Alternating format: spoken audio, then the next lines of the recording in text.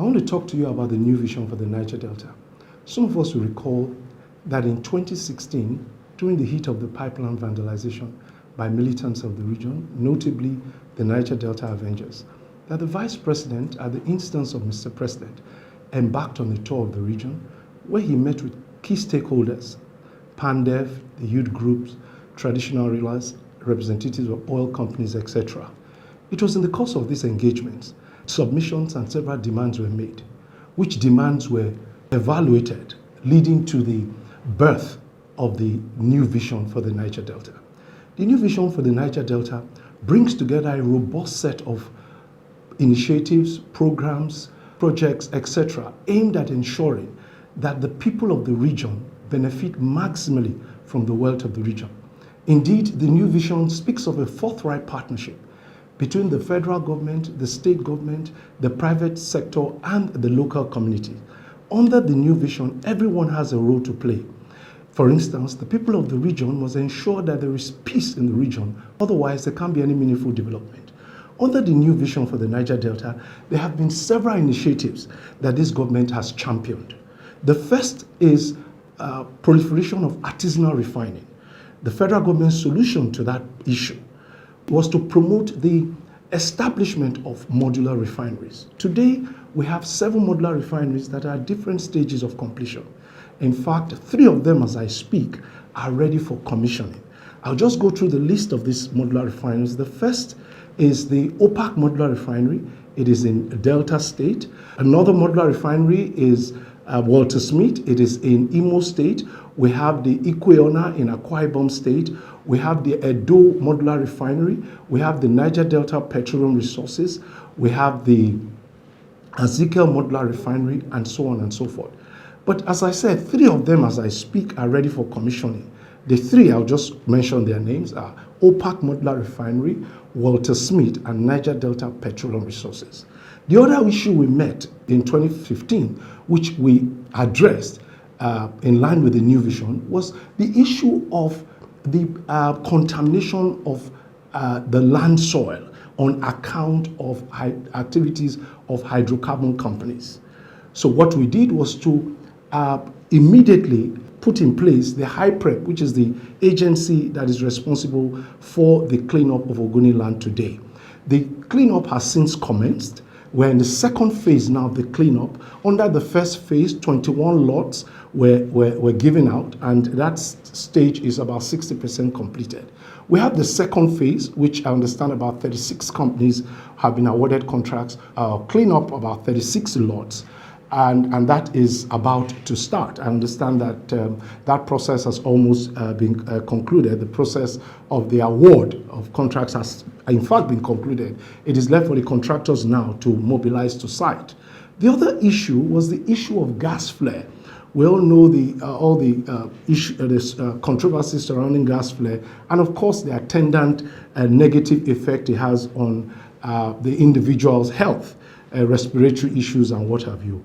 What the government has done is to introduce the gas flare commercialization policy. First and foremost, the gas flare commercialization program is a program aimed at converting the flared gas into money. So the process involves taking this flared gas to the market in exchange for money. In line with the bid template, I understand that the program is now at the evaluation and selection stage.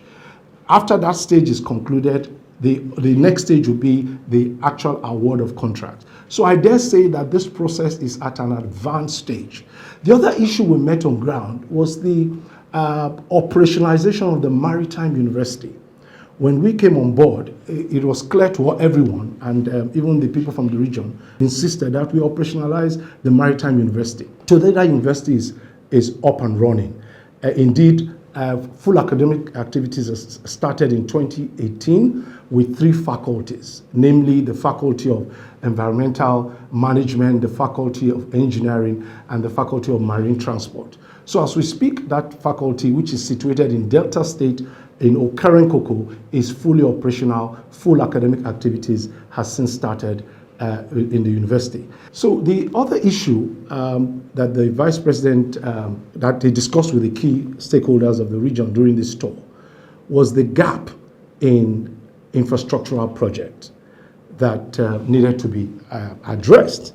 And so the administration in responding to this issue decided to handle key, amongst others, 3 key projects, which I'll speak to in a bit. The first project is the Boni Bodo Road. This is a 34-kilometer road that connects several communities to Boni Island. Well, it's a jointly funded project between the federal government and the NNLG, which is the Nigerian Liquefied Natural Gas project.